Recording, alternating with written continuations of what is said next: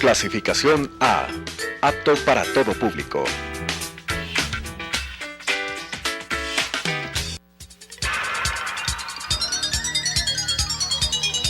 Las opiniones vertidas en este espacio por la producción y dirección del programa son de exclusiva responsabilidad de sus autores y de quienes intervienen en ellos.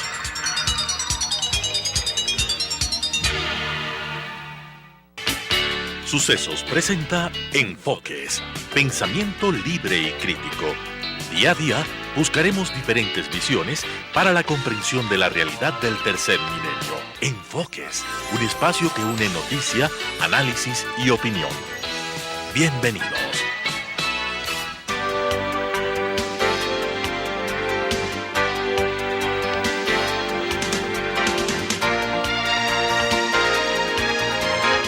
Estar con nosotros. Damos la bienvenida al ingeniero Fabio Tamayo, quien es el director de escuelas de ANETA, con quien queremos hablar de un tema que nos involucra a todos como sociedad.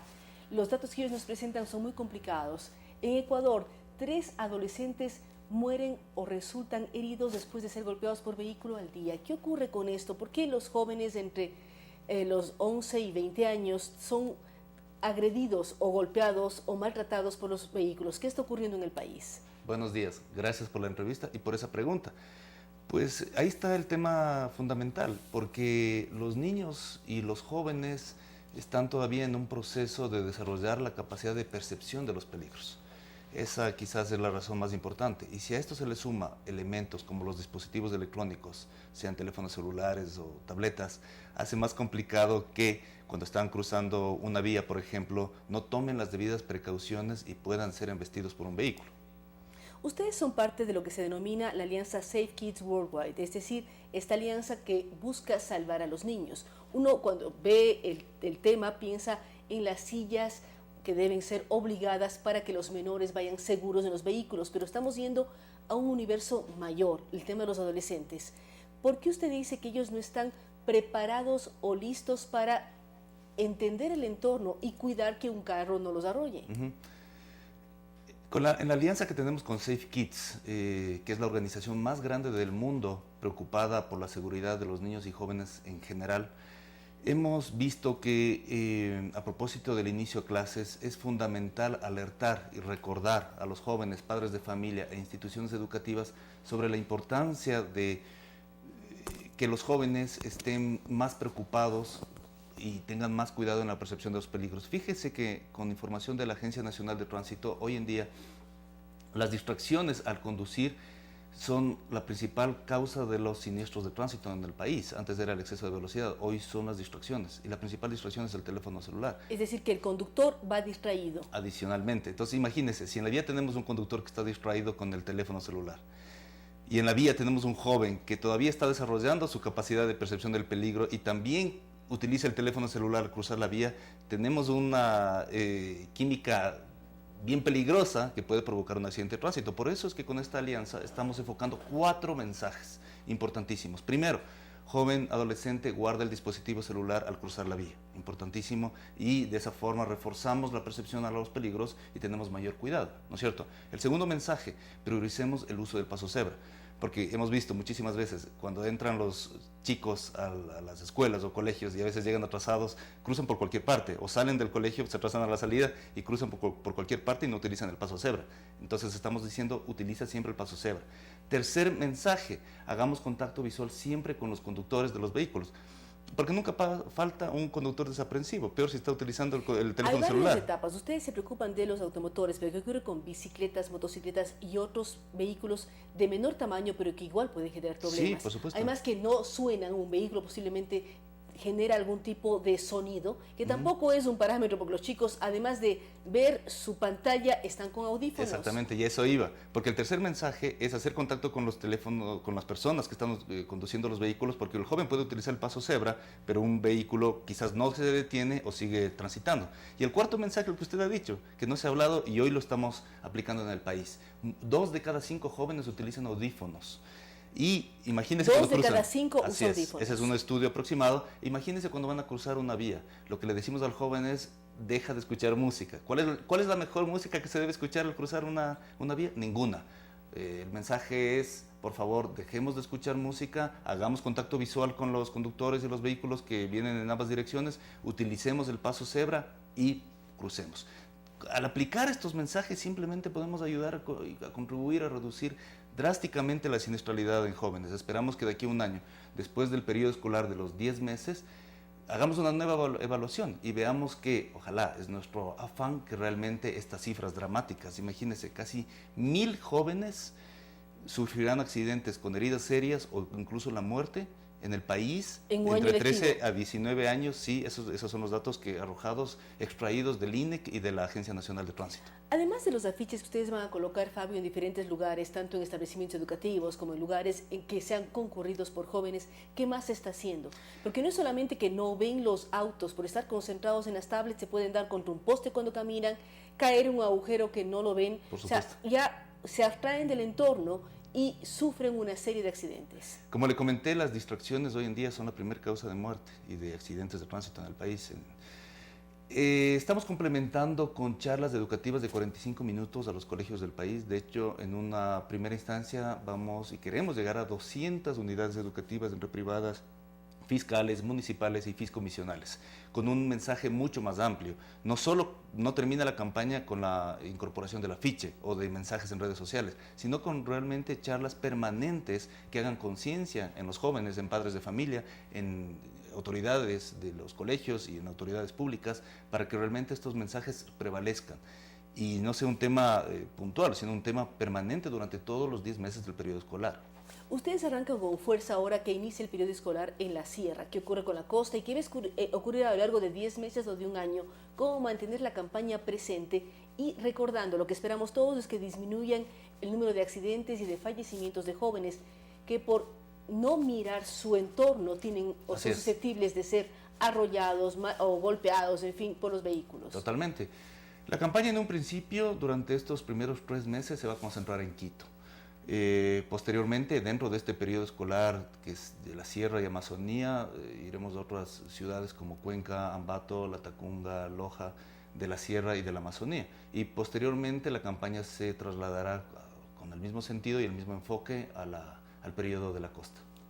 Con todos estos enfoques, ¿a qué número de colegios piensan llegar? ¿Colegios privados, públicos, municipales? Entiendo que cubren toda la sierra del país en el inicio. Así es, como le comentaba, en un principio tenemos establecidos 200 establecimientos educativos de todos los estratos, como le dije, privados, fiscomisionales, municipales, y al bachillerato, a los 3 últimos niveles del bachillerato, donde los jóvenes, de acuerdo a estos estudios, ¿no es cierto?, son quienes más utilizan los teléfonos celulares o dispositivos.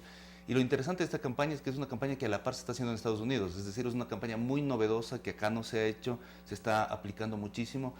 Y un mensaje importantísimo, no depende tampoco solo del joven, también, sino de los conductores, que también hagamos mucha conciencia cuando siempre pasamos por los establecimientos educativos. Ahora, algo que no sé, y perdónenme, sí, para terminar esta idea, las famosas zonas 30 o zonas 20 que no se respetan y además que falta señalización en muchas zonas para donde se debe respetar los límites de velocidad que contribuya pero a las famosas zonas 30 o zonas 20, que quiere decir que estamos pasando por un recinto estudiantil, debería tener también algún tipo de horario.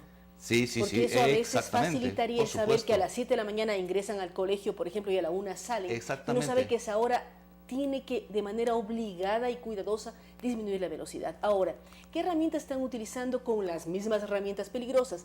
¿Qué videos van a mandar a través de redes sociales para que los chicos se miren o miren a otro el accidente que tuvo? Sí, de hecho estamos preparando algunos videos didácticos y algunos otros a modo de infogramas para que permanentemente, esto no sea algo puntual de días y pocas semanas, sino durante los 10 meses, del periodo escolar, se mantenga esta información permanente de lo que usted ha indicado. No solo educando y creando formación a los jóvenes, sino también en todo tipo de conductor. A la par, lo que hablábamos antes de las señales, nosotros hemos preparado un proyecto donde hemos hecho un estudio en 50 establecimientos del Distrito Metropolitano de Quito, en donde hemos realizado un estudio donde falta señalización, porque en muchos establecimientos educativos, usted habrá visto, no hay rótulos, por ejemplo, de la velocidad. Y la velocidad, como usted ha acertado, no debe ser permanente. No tiene sentido que el límite de velocidad sea de una zona 20 o zona 30 durante todo el día. Por supuesto que no, porque eso también afecta a la viabilidad y a la movilidad, sino en las horas de entrada y salida. Pero lamentablemente esa señalización es inexistente en muchos establecimientos. Lo que uno más ve es en las carreteras del país, zona escolar o el dibujo o la señalética acordada, pero nunca hay ni periodos, ni tiempos, ni horarios, no existe nada. Ve un letrerito si es que lo alcanza a ver. Exactamente.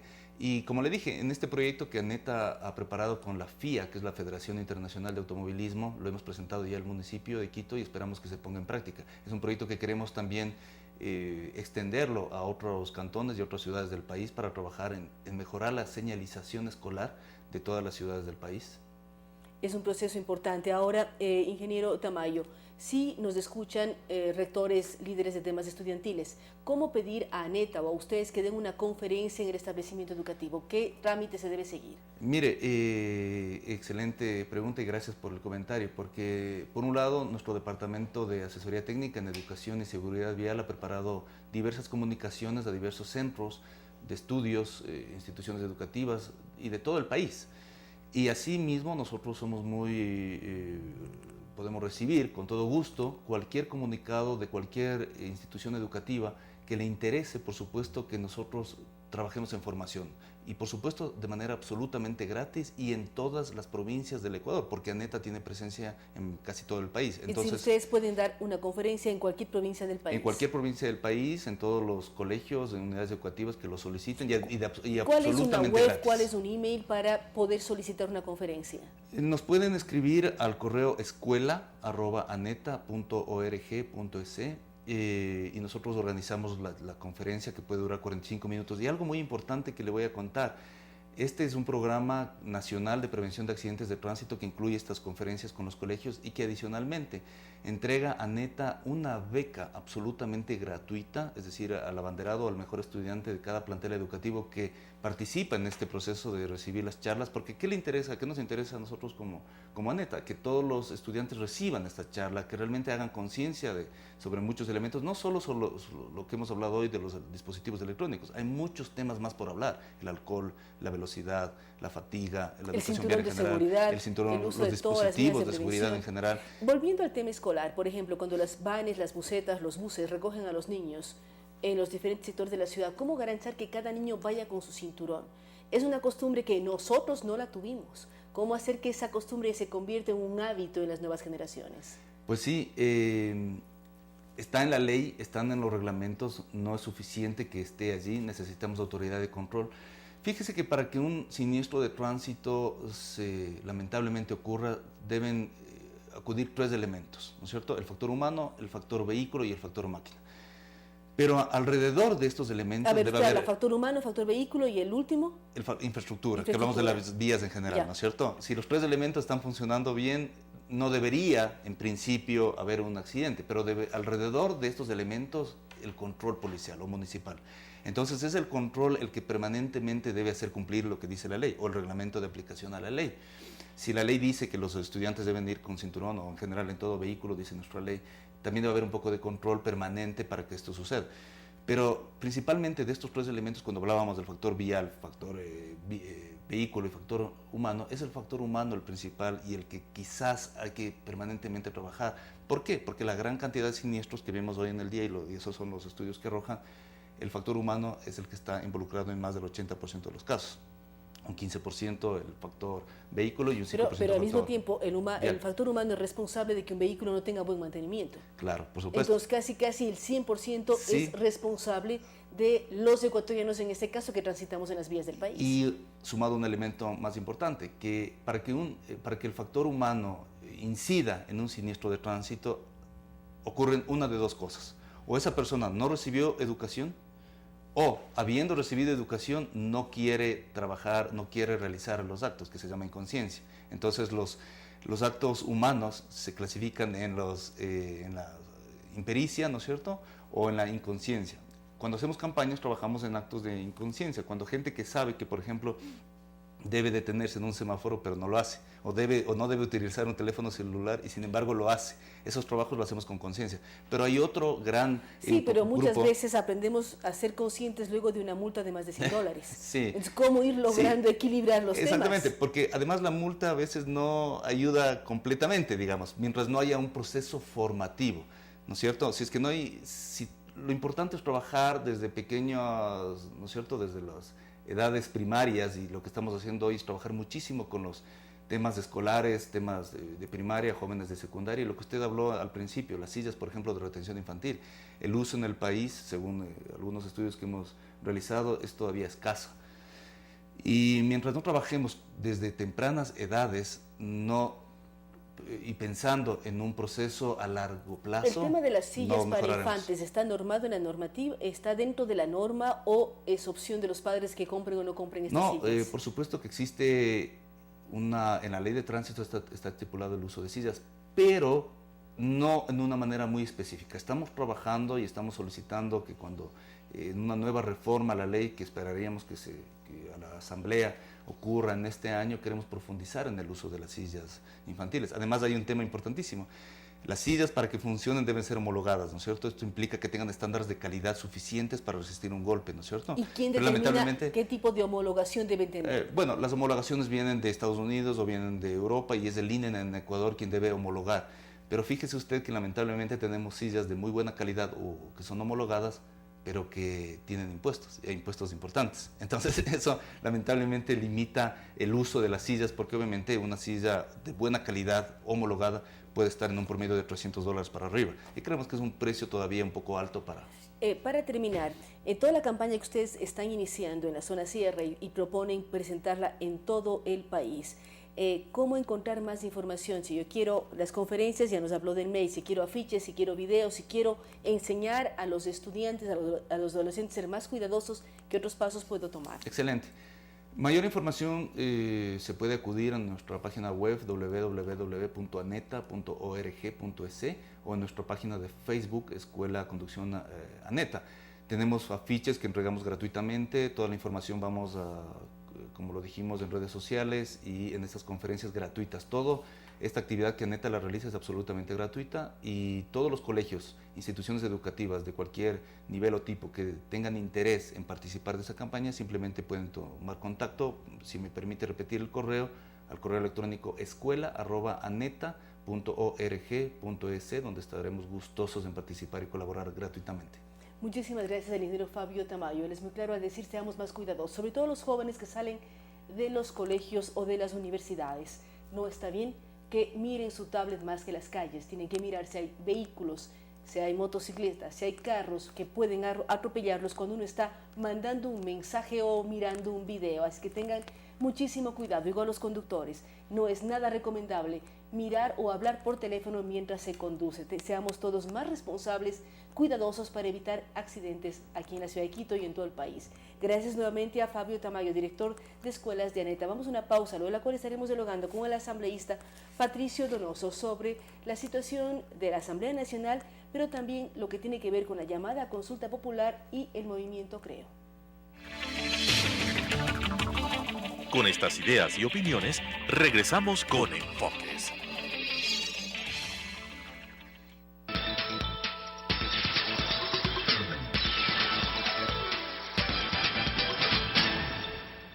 En Radio Sucesos, nuestras voces y mensajes tienen la huella digital de la calidad.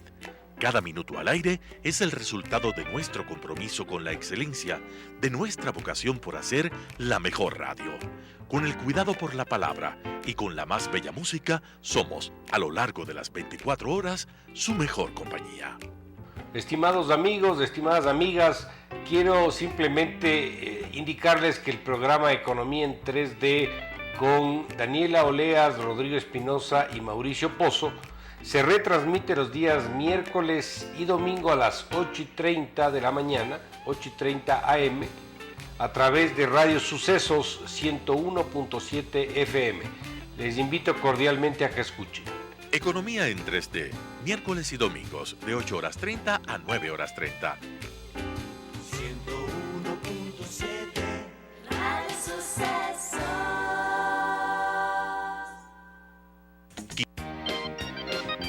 Preescolar El Parque. Mentes abiertas, conceptos abiertos, abiertos todo el año. Siempre encontramos soluciones a su economía. Educación inicial para niños de 1 a 5 años. Enriquecimiento extracurricular. Entorno seguro y estimulante.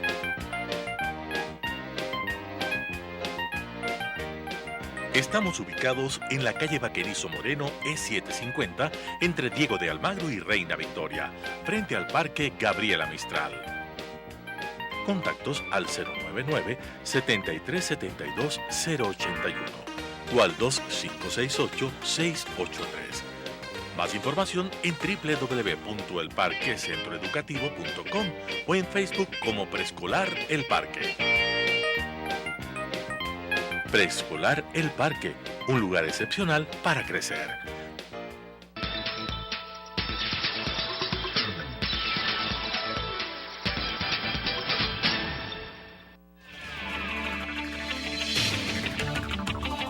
Con nuevas ideas y opiniones, estamos de vuelta con Enfoques.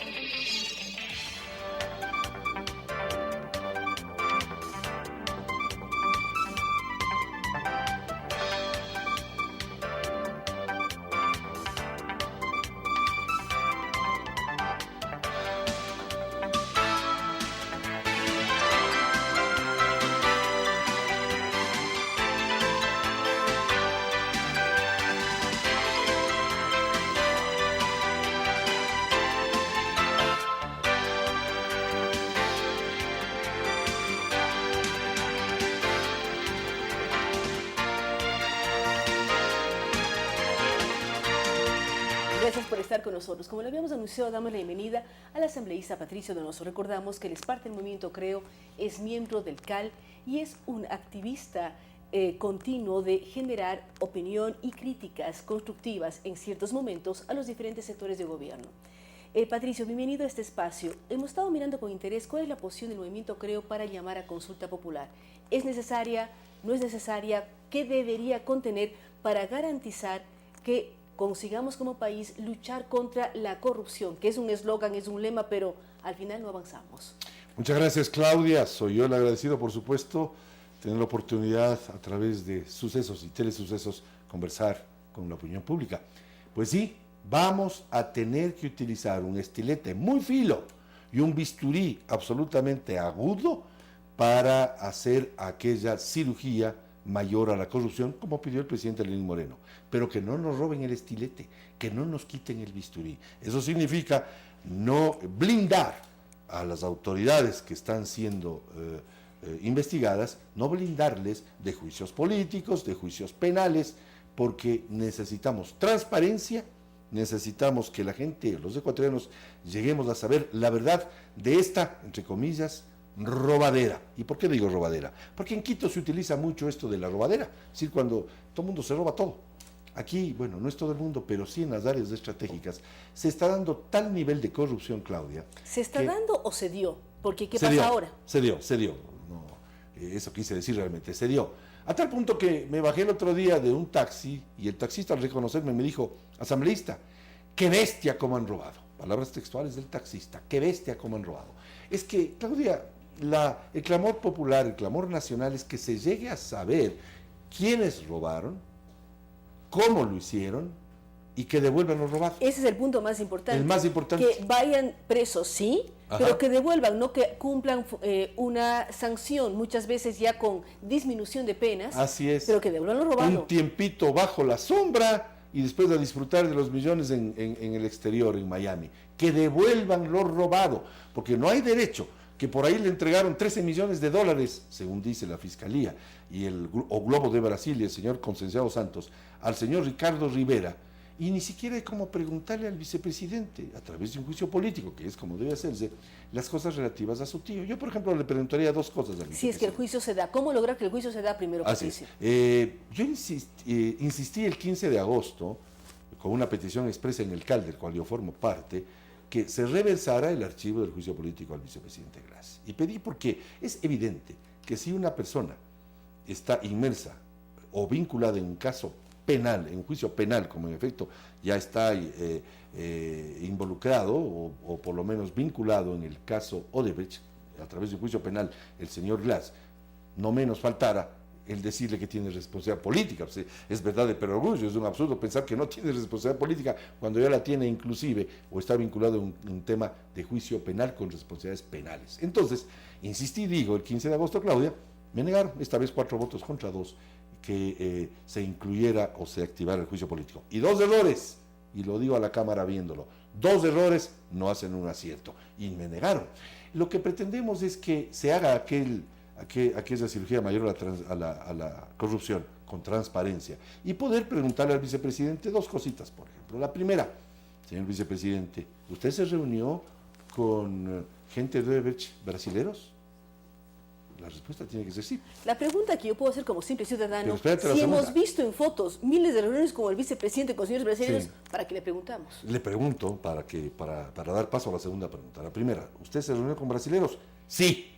Y la segunda pregunta, ninguno de ellos le dijo por si acaso, oiga vice, ayer estuve con su tío Rivera, ayer conversé con Ricardo Rivera, ayer le hicimos una entrega a Rivera, lo menos, y el vicepresidente debió haberle preguntado, ¿y cómo así? ¿Cómo así? Esto es para saber cuánto sabía del tema de su tío Rivera con los brasileros. Porque ya es hora que en el país se hagan las cosas con transparencia. Y Claudia, un juicio político es la oportunidad o el espacio idóneo y expedito para que un funcionario público diga su verdad o su buen quehacer, detenerlo. Porque en este país, increíble, se habla juicio político y se les paran los pelos a mucha gente. Y es porque no se hicieron procesos de fiscalización durante 10 años. Pero también cuando que en todo país democrático siempre se hay que hacen aclarar juicios algo. políticos. Muchos preguntan por qué no se le pide la renuncia al señor Glass. Pero la única forma de que el señor Glass deje su cargo es un juicio político por la Asamblea Nacional Así es. que le destituya de ese cargo político nombrado por el pueblo, pero la Asamblea tiene la potestad de separarlo del cargo. ¿Cómo Así es. comparar el vicepresidente ecuatoriano con el vicepresidente de Uruguay que renunció ayer? Increíble, pero el vicepresidente de Uruguay renuncia por un temita de $4.500, me parece, por algún abuso. No conozco el caso en forma puntual, pero sí, renunció porque le pescaron, entre comillas, en algo de $4.500. Y aquí en el Ecuador resulta que no se puede llevar a juicio político, que rechace el oficialismo, el que se sepa la verdad.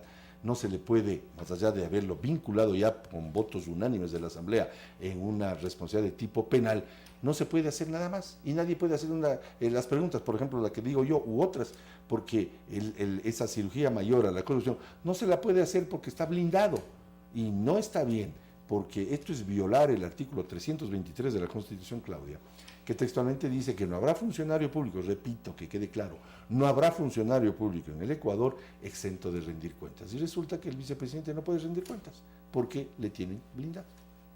Esta frase de tenerle blindado, ¿cómo desblindar a ciertas autoridades para garantizar que vayan y expliquen y respondan a los legisladores cuál ha sido su posición? Vemos que también parte de la bancada, de la cual es parte Patricio Donoso, está pidiendo el juicio político al presidente del Consejo de la Judicatura, el doctor Gustavo Yalc.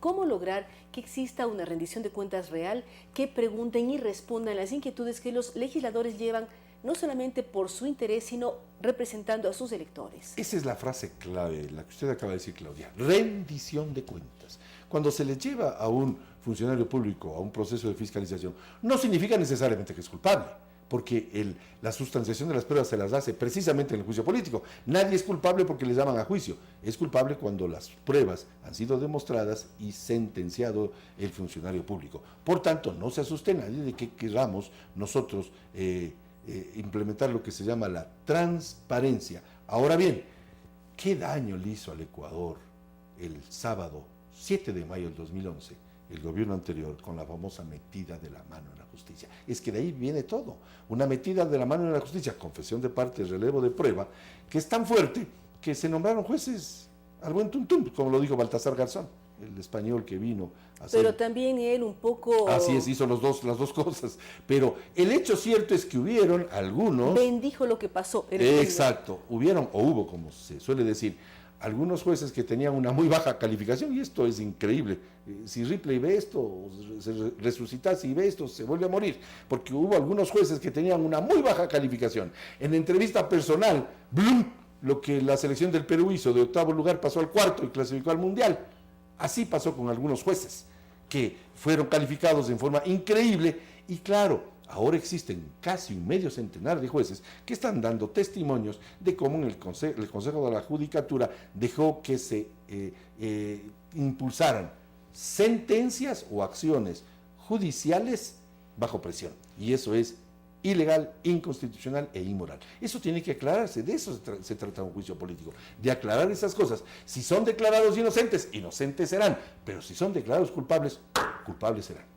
En el tema político, ¿qué otra cosa es el tema penal y los juicios que pueden enfrentar? Así es. Ahora, Patricio decía, hay que tener un bisturí muy fino para hacer una cirugía mayor al tema corrupción. Sí. Parte de ese estilete o bisturí es la propia consulta popular. Así de acuerdo es. a Creo, ¿qué debe contener esa consulta? Porque hablamos desde independencia de justicia hasta el tema de participación ciudadana y control social y los organismos de control. ¿Qué debe contener para ir a un cambio real sin una nueva constituyente? Las cosas en derecho se deshacen como se hacen. ¿Cómo entró en vigencia la actual Constitución, Claudia? Entró en vigencia a través de la votación de la consulta popular, es decir, del pronunciamiento de la gente, del pueblo, no de los asambleístas, el 28 de septiembre del 2008. Y entró en vigencia una constitución a través de consulta. Y como las cosas en derecho se deshacen como se hacen, hay que hacer una consulta para deshacer ciertos errores de la Constitución y ciertos... Sin tener una nueva constitución. Sin tener una nueva Constitución, porque eso implicaría... No puede ser que el país gane el campeonato mundial del número de constituciones. Y hasta es ridículo hablar de una nueva constitución. Lo que hay que hacer es hacer reformas a esta para sacar la mano en la justicia. El tema de este denominado quinto poder que nombra a todas las funciones del Estado. Hay que dejar sin efecto tantas barbaridades que se han hecho en este país. Pero básicamente yo me dirigiría a 3 cosas. La primera, la famosa ley de comunicación, que fue constitucionalizada. Increíble, una ley se le mete en la Constitución en vez de que sea al revés, que de acuerdo a la Constitución se emite una ley. A través de las famosas enmiendas, el 3 de diciembre del año 2015, levantando las manos sin consultarle al pueblo, a través de una mayoría legislativa, se aprobó que, y hablando de comunicación, esta sea un servicio público. Increíble, como que la comunicación fuese agua potable, luz eléctrica o alcantarillado, cuando la comunicación es un derecho humano, y resulta ser que esa ley de comunicación, luego constitucionalizada, nos tienen a los ecuatorianos en un precedente terrible.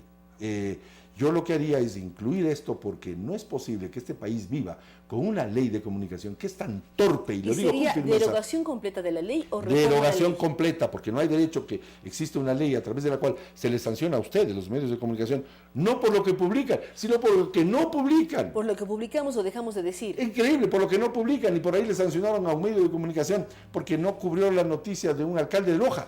O lo que es más grave, se le sancionó a 5 medios de comunicación televisivos inclusive porque no replicaron lo que decía una kirchnerista en el periódico Página 12, un periódico de quinta línea, en la Argentina, kirchnerista, contra Guillermo Lazo. Y como no replicó Ecoavisa, y no replicó Teleamazonas, o el diario El Comercio, o El Expreso, por solo mencionar 4, se le sancionó a estos medios de comunicación. Y nada se dijo cuando los medios de comunicación manejados por el Estado no replicaron el titular de Vistazo que decía ¿por qué no cae Maduro? Es decir, una infamia. No es posible que se sancione a un medio de comunicación por lo que no se publica. Sí, ese sería un punto dentro de la consulta, derogar la ley de comunicación. Sí, el otro, devolver a la Contraloría la capacidad de hacer análisis de gestión. Porque recordará usted, ¿Y eso Claudia, necesita ir a consulta o podría ser trabajado en la Asamblea? yo preferiría que sea consulta a fin de que sea el pueblo que se pronuncie. Los famosos exámenes previos para la contratación pública. Exacto, el examen previo de Contraloría se lo quitó y en base a aquello, Claudia, se firmaron no decenas, centenares de contratos en las áreas estratégicas donde ha estado la robadera, donde se han robado pues hasta la cocina. Increíble, millones de dólares. Y hay gente que dice que no sabía, que no le conocían a Alex Bravo. Ah, caray, ¿quién será Alex Bravo? No lo sé. Ah, caray, ¿quién será Calvo Piña? Ah, caray, ¿quién será Capaya? Yo recuerdo que se hicieron los que no sabían que era Capaya. Yo tuve que decirles, Capaya aparentemente significa Carlos Pareja Llanoseli. Y ahora dicen que no le conocen al tío. Increíble, pero cierto. Entonces, frente a ello hay que hacer estas reformas. Hay que hacer otra reforma clave con respecto a la reelección indefinida, que es monárquica. porque no nos olvidemos lo que dijo Mujica, la reelección indefinida es monárquica, por lo menos la reelección indefinida presidencial, a través de la cual el presidente, en vez de gobernar, se encarga de hacerse reelegir cuantas veces quiera, al estilo Nicaragua, el comandante Ortega, que creo que ya está 35 años, al estilo Chávez, que si no se moría seguía de presidente.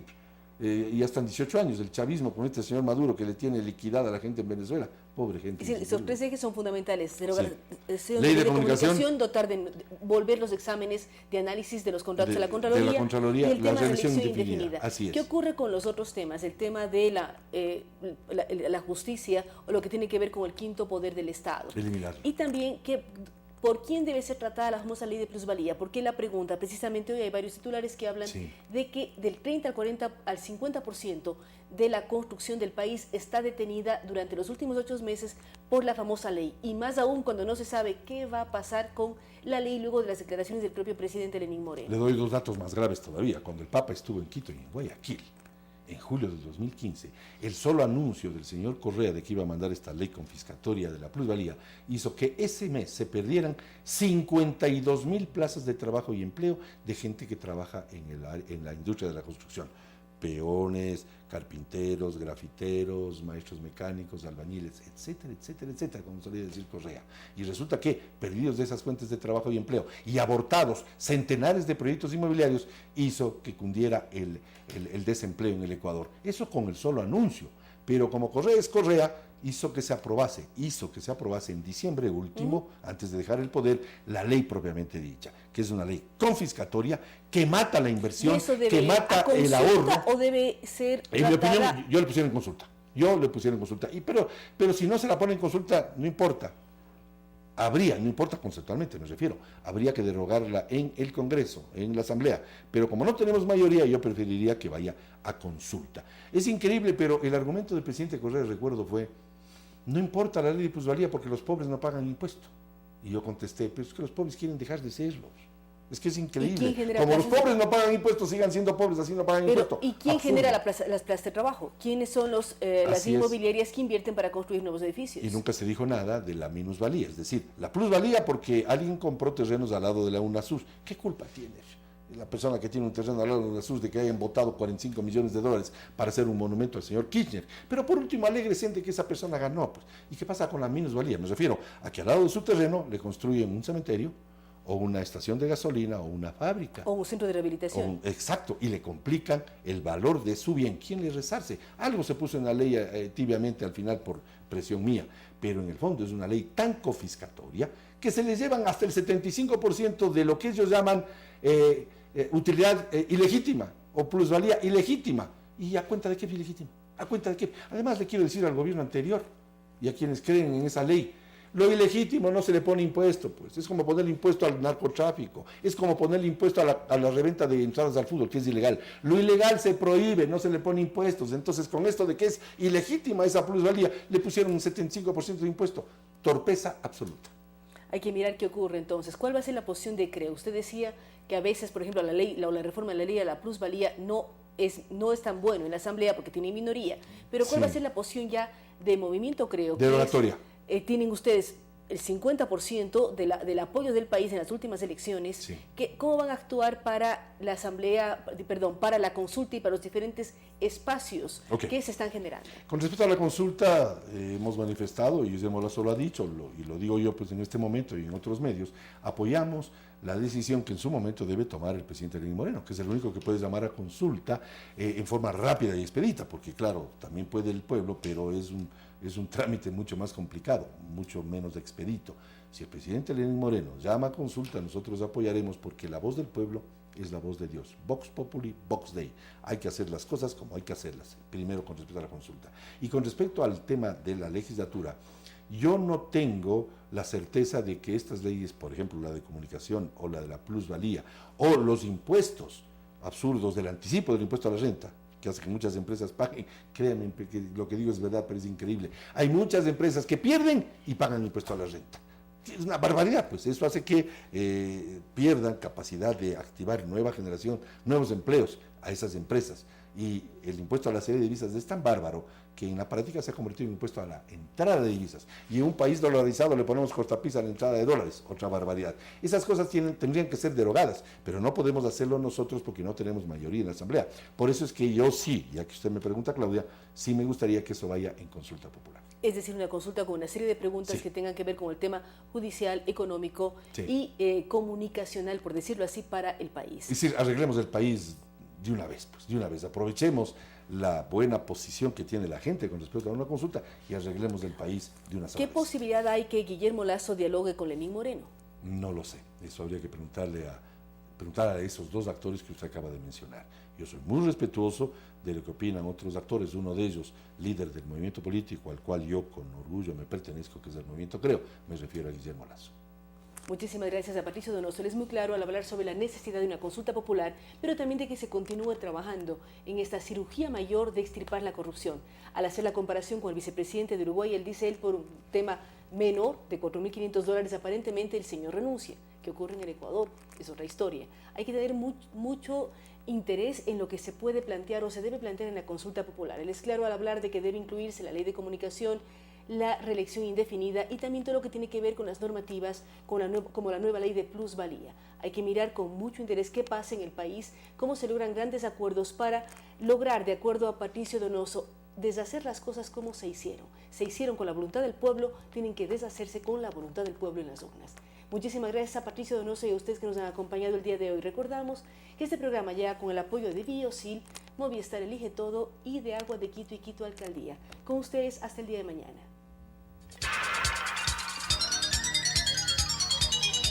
Las opiniones vertidas en este espacio por la producción y dirección del programa son de exclusiva responsabilidad de sus autores y de quienes intervienen en ellos.